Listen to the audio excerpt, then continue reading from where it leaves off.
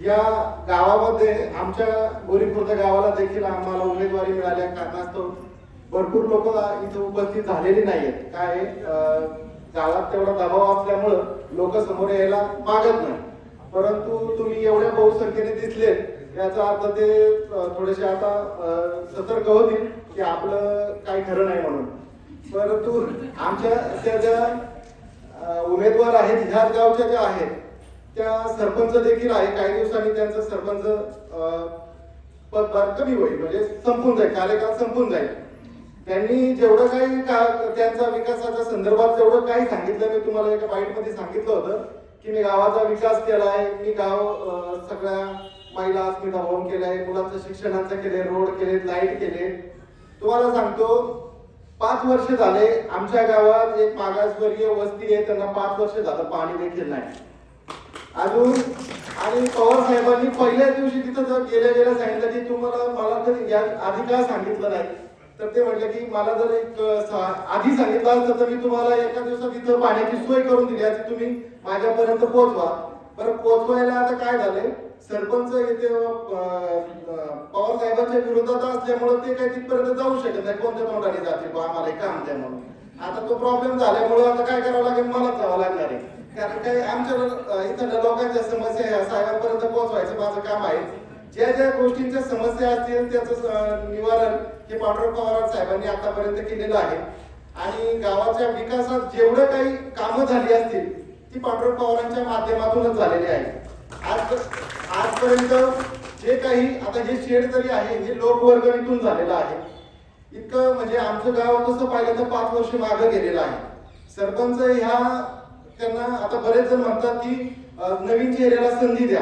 आम्ही ह्या गावाने एकजुटीने एका नवीन चेहऱ्याला संधी दिली होती, ते म्हणजे काळे कुटुंबांना, कल्पनाताई काळेंना सरपंच म्हणून या ठिकाणी निवडून दिलं होतं, पण सरपंच या पदाला ते पूर्णतः अपयशी ठरलेले आहेत। आता या ठिकाणी त्या ह्या गटाचा या गणाचा जर विकास करायचा असेल तर आमची संपूर्ण अपेक्षा ही पांडुरंग पवारांकडे आणि त्यांच्या सुनबाई सौ कविताताई पवार यांच्याकडे आहे, आणि त्या नक्कीच या गावाला, या गटाला, या गणाला नक्कीच न्याय देतील। आणि आमच्या गावाच्या ज्या काही समस्या असतील आम्ही तुमच्या पर्यंत मी पोहोचवणार आहे आणि त्याला तुम्ही योग्य न्याय देतील अशी मला या ठिकाणी अपेक्षा आहे। इथून पुढच्या काळात जे काही कामं असतील ती तुमच्यापर्यंत, आता काय झाले आमच्या गावात असं आहे का त्या व्यक्तीपर्यंत पोहोचायला लागतो, एजंट लागतोय, तसं तुमच्यापर्यंत पवार साहेबांपर्यंत एजंट लागत नाही। डायरेक्ट कुणी गेलं, कोणत्याही पक्ष गेलं, कोणत्याही गावाचा गेला की डायरेक्ट काम होतं। बाकी आमच्या इथं व्यक्तीचं जायचं असेल तर शेटला भेटायचं, बंगल्यावर जायचं, थोडासा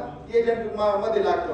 आता काय झालं त्याच्यामुळं सर्वसामान्य लोक आमच्या गावातली तुमच्यापर्यंत डायरेक्ट पोहोचणार आहे। त्याच्यामुळे तुम्ही ना डायरेक्ट सामान्य माणूस आला का त्याला डायरेक्ट काम त्याचं काही असं तुम्ही करायचं की तुम्हाला मी तुमच्याकडून हा शब्द घेतोय।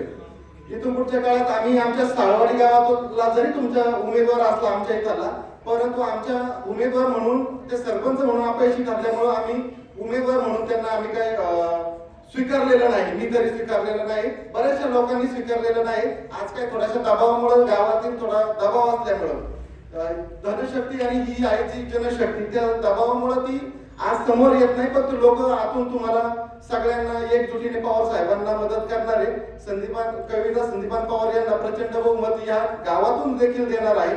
आणि तुम्ही ती मत मिळाल्यानंतर तुम्ही या गावाला आल्यानंतर सगळ्यात पहिल्यांदा इथून त्या आभार मानणार आहे, पण प्रत्येक आल्यानंतर तुम्ही या गावाचा जो काही विकास कराल तो तुम्हाला आम्ही आवर्जून तुम्हाला या समस्या तुमच्यापर्यंत पाठवून तुम्ही त्या सगळं सोडवायचा प्रयत्न करायचा आहे। या ठिकाणी मी तुम्हाला या ठिकाणी अशी आमची मागणी असेल। या